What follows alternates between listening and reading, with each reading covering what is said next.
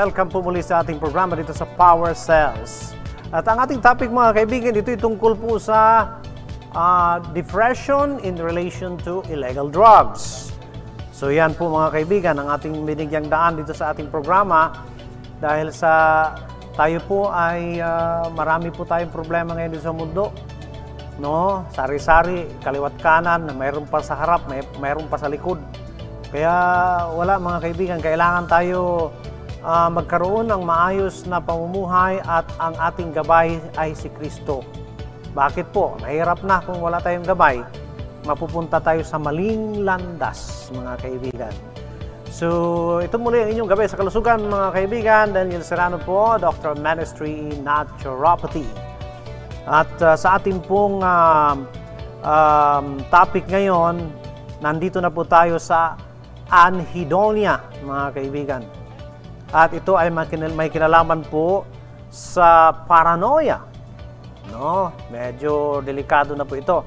Ito ay nangyayari po sa long run use of these illegal drugs, mga kaibigan. Namely, shabu, mga kaibigan. So yan, mga kaibigan. No? People who experience anhedonia have lost interest in activities they use to enjoy and have a decreased ability to feel pleasure. So ito yung adverse effect. Ang positive effect niya, sobrang daming pleasure na maramdaman mo o maranasan mo. Mga kaibigan. So pag nagsubra na naman yung production ng dopamine, dumating din yung panahon na talagang bigla siyang mag-decrease na hindi mo na ma-experience yung dati mong naranasan na pleasure. Yan mga kaibigan. So, it is a core symptom of major depressive disorder. So, major na po ito. Depressive disorder na. So, it means severe depression or chronic depression ang mararanasan ng mga kababayan natin na nalulung sa droga, mga kaibigan. Okay? Users, of course, do not crave the drug because of the bad consequences, which do not emerge immediately. They initially take the drug because it feels good.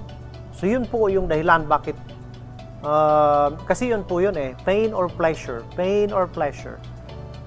Ngayon, na nandiyan na ang pain, still, marami pa rin ang dumikit doon sa bisyo na yan kasi dahil sa addiction. Wala nang kita kung anong magandang gawin. Kumbaga taling-tali na. Alipin na po, mga kaibigan. Ika nga sabi nga ng Panginoon, "Ye shall know the truth and the truth shall set you free." Sabi ng Panginoon, "Whosoever committed sin is the servant of sin." So, nakatira tayo sa bayan na walang yung bang free tayo? We are not under slavery, but itong bisyong ito, this lead us into slavery. Wala kang kalayaan. Kahit na hindi ka nakakulong, walang nagdidikta sa iyo, pero yung addiction, yun ang nagdidikta sa iyo. Yun ang magtulak sa iyo, yun ang mag-lead sa iyo kung saan ka dapat, ano ang dapat bilhin mo. Di ba mga kaibigan? Methamphetamine creates a release of dopamine in the reward centers of the brain that allows you to feel pleasure. Yan po mga kaibigan. So, yun po ang hinahanap ng tao. It feels good. But the problem, in the long use of that, hindi mo na ma-feel yung good. Kaya magkaroon ka ng severe depression, mga kaibigan. Okay? So, it is called the brain primary pleasure chemical, mga kaibigan. Okay? Now, ayon sa mga researchers, meth triggers a huge release of dopamine in the brain, magnifying about 10 times the pleasure it would normally deliver. Just imagine 10 times. So, sobrang tinding pleasure ang maramdaman mo. Ayan po mga kaibigan. Everyday events suddenly become exciting and the world is suddenly a much more interesting place for the new user. Yun po nung naranasan talagang naku, mapapaibig ka talaga. At hindi ka na masaya kung wala yun. The sensation can last 8 to 12 hours, mga kaibigan. So ito yung very tempting, no? Ang inclination mo, very, very strong. Yan po, mga kaibigan. So, ano ang nangyari? The brain's level of dopamine returns to normal as the drug wears off. 8 to 12 hours after. Sobrang tindi yan, mga kaibigan. Kaya nga, kung meron kang kapartner, Allah, walang tigil. Tuloy-tuloy ang pleasure. Pero, sa katagalan, wala ka na ring maramdaman o mararanasang pleasure. So, severe depression ang maging resulta, mga kaibigan. Bakit po ito nangyayari? The trouble begins when the user tries to repeat the sensation again and again. That is the problem. Siyempre, masarap pakiramdam. Kaya ulit-ulitin mo. Then, ano ang nangyari? The dopamine is being drained. Anong ibig sabihin ng drain? Yun na yung kawawang cowboy. May baril, walang bala. Sobra. Machine gun ata kaya nirat-rat. Ay, ubos na ang bala. Wala na. Itapon mo lang yung machine gun mo kasi wala namang bala. So, yun po ang nangyayari, mga kaibigan. When your dopamine is being drained, ano naman ang magiging mararanasan mong pleasure doon?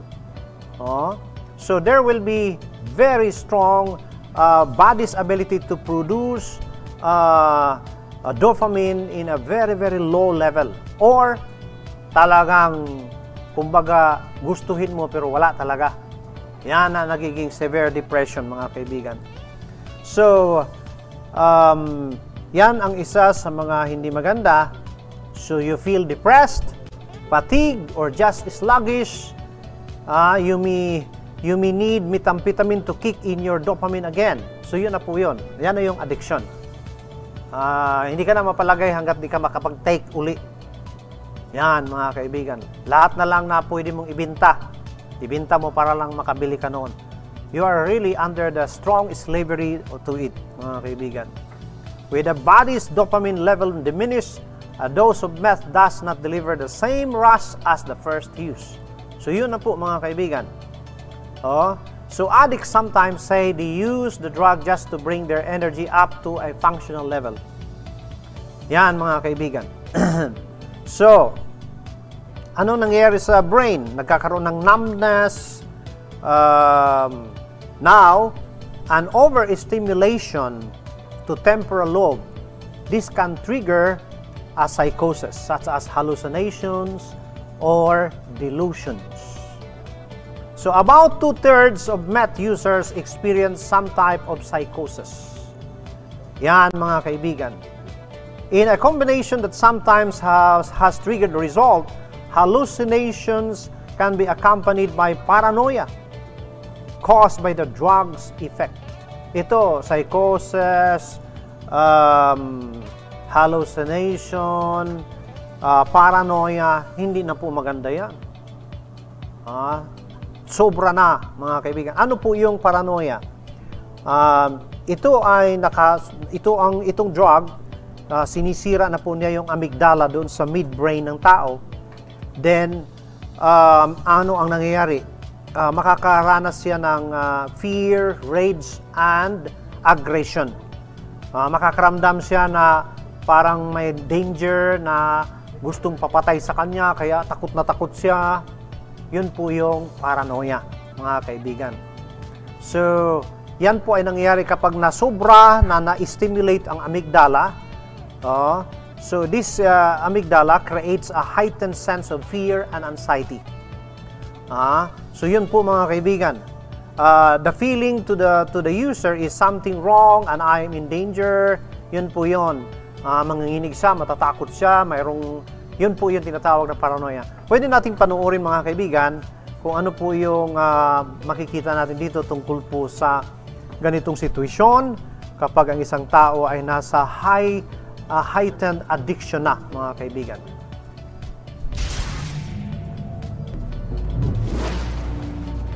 Okay. At night, I used to look outside the window and I could swear I see people in the trees, and I'd call my friends and go, hey, check it out. There's someone out there, man. There's somebody out there. My friends would tell me, you need to get some sleep. One of the common side effects of meth use over time is paranoia or unreasonable fear. But I'd like to hear your stories about paranoia. What have you guys experienced? Looking out of keyholes for hours and hours and hours, convinced that there were people walking by my door, hearing voices coming out of a shower head. When we blast our brains with meth over time and go without sleep, we may experience what's called meth psychosis. We feel paranoid and afraid as meth stimulates the emotional center of the brain. We see things that aren't real as meth affects the visual cortex. And in the part of the brain that processes sound, we hear things that don't exist. We have a more primitive part of the brain. It's known as the lower brain, the limbic system. It helps us feel appropriate sense of fear. No organism could live without being afraid when it's appropriate, because sometimes you have to flee from an enemy, you have to stand and fight, and you have to react instinctively. This part of the brain, this lower brain, is especially stimulated by methamphetamine use, by stimulant use. So now what was a natural fear response becomes an unnatural fear response when there's nothing in the environment to really be afraid of. That's when they put it there. Sort of backyard. My paranoia was so terrible that I used to put on a bulletproof vest and a sawed-off shotgun and go outside, thinking somebody was out there. I had paranoia that I thought would never stop. I was afraid to take a shower. I was afraid to do anything. I kept thinking that everyone was in a conspiracy to kill me, regardless of where I was at. Initially, I thought it would stop after I detoxed, but it didn't. Even after we stop using, some of us have brief flashbacks of paranoia and hallucinations. These symptoms fade as the brain heals, showing just how much meth changed our brains. This is a reminder that addiction is a brain disorder, not a moral failing. Nawa nakatulong ng maigi po yan, mga kaibigan, para sa ating mga kababayan, lalo na sa mga magulang, mga parents ba, na may mga kabataan. Ako, mga kaibigan, give time for your children. Huwag laging puro busy na lang sa negosyo pagkatapos napabayaan ang ating mga anak, kasi kawawa tayo. Mahirap natin maihango sa pagsadlak sa kasamaan kapag ang ating mga kabataan ay ating napapabayaan. Lalo na kung addict na po, mahirap na po, mga kaibigan. So this is a brain disorder that is the result of drug addiction, mga kaibigan.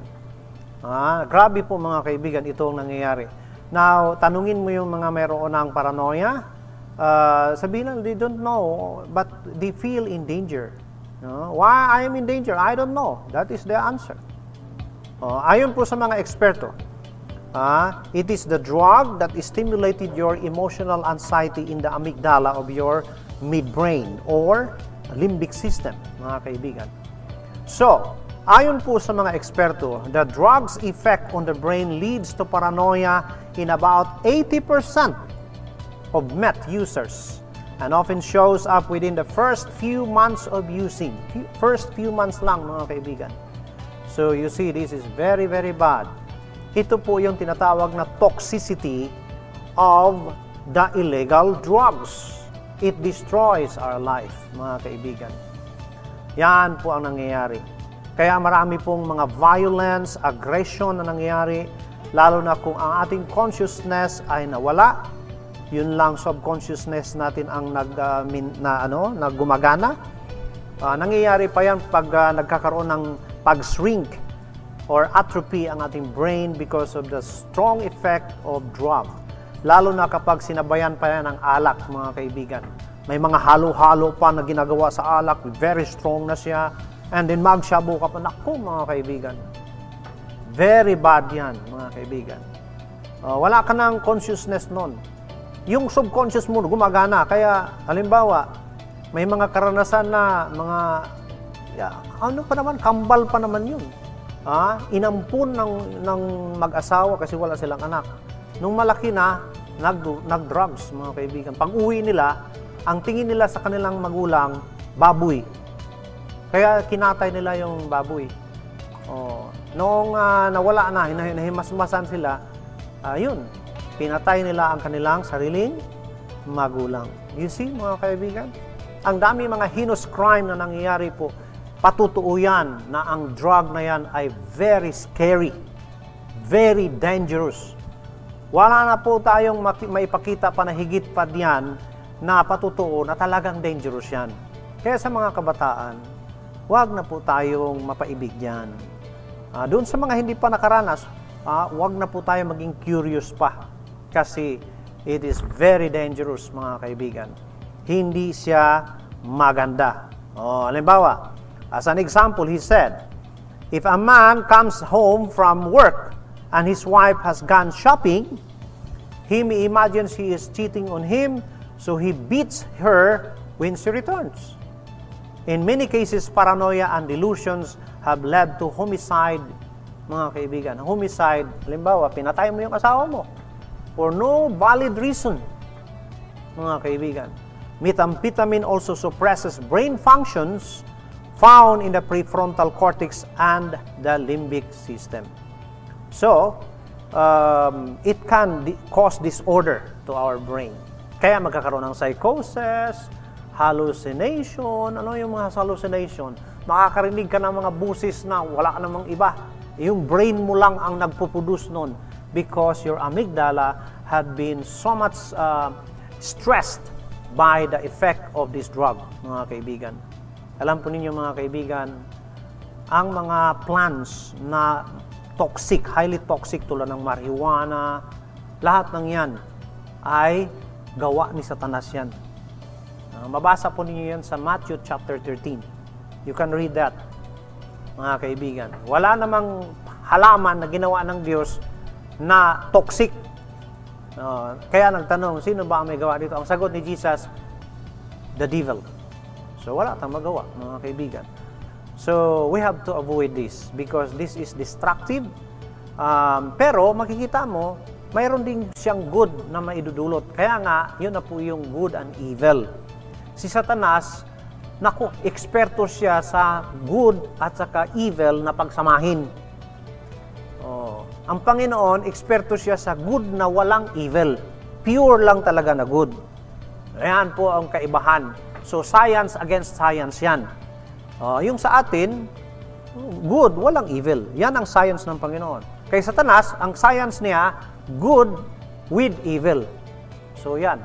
Nasa sa atin na po ang umiwas niyan, mga kaibigan, no? At napakahalaga na tayo po ay magkaroon ng motivation, more education, kasi hindi pwede yung do's and don'ts lang. Huwag kang maganyan. Huwag mong gawin yan. Bakit? Basta. Naku, hindi maganda yun. Kailangan mayroon kang scientific explanation, making close in touch with your children, with affection, with love. Ganyan, mga kaibigan. Hindi yung authority without combination of love. That is very important. Kasi bonding is very important in the education of our children, mga kaibigan. At dumako na po tayo dito sa power cells. Ano may tutulong ng power cells sa ating situation ngayon, sa lahat ng matanong ng ating mga kababayan, and in relation to our topic, mga kaibigan, no? Now dito, mga kaibigan, napag-alaman na cayenne pepper can help increase appetite, which is vital for a drug addict, since most nutrients are being depleted from their bodies and they need to replenish with healthy foods. Yan, mga kaibigan. So, nandiyan na si cayenne pepper. It will boost your appetite, pero hindi siya mag-lead sa iyo kung ano yung kakainin mo. Yun ang hindi maganda. Basta pagganahin ka lang. Ngayon, kung ang choice ng pagkain natin ay hindi tama, doon, malasin na naman tayo. So, ang gagawin po, magkakagana tayo. So, you ask God what is the right kind of food to eat. Yan, kasi you need to boost your energy, di ba? Kasi ang daming mga nutrients na nawawala, lalo na doon sa mga addict. Kaya ang daming nararamdaman na hindi maganda. So, yun po mga kaibigan, no? So, ang kain can be a very help, no? Doon sa mga may addiction, no? Yan po mga kaibigan ang naitutulong dito para ma-boost yung ating energy. What we need is right kind of choice. Okay? So, kumpleto ang Panginoon. So, mayroon pang mas higit na blessing dyan, no? Halimbawa, yung mismong gana mo, hindi ka magkakagana doon sa mga nakakasama, doon lang sa nakakabuti. Yan po mga kaibigan. Ang problema natin ngayon, yung pagkain natin, ang gusto natin yung hindi nakakabuti, ba? Di ba mga kaibigan? So dito tayo medyo nagkakaroon ng depression. Kasi yung mga sasarap na pagkain, hindi man maganda. O, di ba mga kaibigan? Pero subukan mong pakainin ng ice cream yung kalabaw. Ayaw yung kumain. Oh. Okay na sa kanya yung damo eh. So, walang problema sila sa mga maling pagkain. Lalapit ka sa kanila. Ito bawal lang, ito bawal. Walang bawal sa kanila kasi hindi naman sila nakain ng bawal. So, tayo po ang may problema kasi we use too much of our freedom. We think that everything is all right when it is not. No? Lahat ay nakakabuti, pero hindi nakakadulot ng mas mabuting resulta. Yun po mga kaibigan. No? So, ayon po sa mga eksperto, ang cayenne pepper, mayroon po itong maraming nutrients. Halimbawa, it has protein, fiber, carbohydrates, fat, no? It has 17 calories. It has vitamin A. It has vitamin E, as in eagle, vitamin C, vitamin B6, vitamin K, manganese, potassium, riboflavin. Yan mga kaibigan. Riboflavin is vitamin B2. Now, ano po ang nagagawa ng vitamin B2, which is riboflavin? Ito ay kailangan for growth. Halimbawa, yung mga kababayan natin dyan na 18 na, ang tangkad ay poor pa lang, poor 11 o poor 7. Kulang pa po yun. Mabanso tayo mga kaibigan. Kailangan natin ang nutrition. Riboflavin will help us to grow. Yan mga kaibigan. Para tumangkad pa ba? So, kailangan natin ng riboflavin. Ay, doon sa sa kanin na puti, wala halos yan. Pero sa brown, marami. Doon sa mga kaibigan natin nagtatanong na laging mahina ang pakiramdam, we advise you to take brown rice. Don't take white rice because white rice has no nutrients. It's very low. Hindi kayang masupplyan ang ating katawan. Besides, it has 20% risk of developing type 2 diabetes. So dito tayo sa brown rice, no, mga kaibigan. Now, it also help break down proteins, fats to produce energy. You see, ang riboflavin is very good. And it allows oxygen to be used by the body. Kita mo yan? So halimbawa, maraming oxygen yung katawan mo, ay kulang ng riboflavin. So hindi mo ma-utilize yung oxygen ng maayos, kaya hirap kang huminga. Yan, di ba mga kaibigan? Kailangan natin ang mga nutrients. You see, hindi yan gamot. Yung hindi drug ba? Hindi. Yan ay nutrients. But without it, you will have trouble. So, what we need to do is only eat the right kind of food. And you will enjoy your energy and your life, mga kaibigan. Yan mga kaibigan. Ang ating pong Power Cells Herbal Capsule ay ma-avail po natin yan sa ating mga outlets tulad ng South Star Drug, Mercury Drugs, Ross Pharmacy, the Generic Pharmacy, Watson Pharmacy, Brigada Pharmacy, at sa lahat ng ating mga Brigada Health and Wellness Centers nationwide, mga kaibigan. Mga kaibigan, like and follow us on our Facebook page na Power Cells. And you can subscribe on us dito sa ating Facebook, sa ating YouTube channel na Tanong Mo, Sagot ni Doc, mga kaibigan. Sa muli mga kaibigan, ito ang inyong gabay sa kalusugan. Sabi sa inyo na eat your food as your medicines. Otherwise, you will eat your medicines as your food. May God bless us all.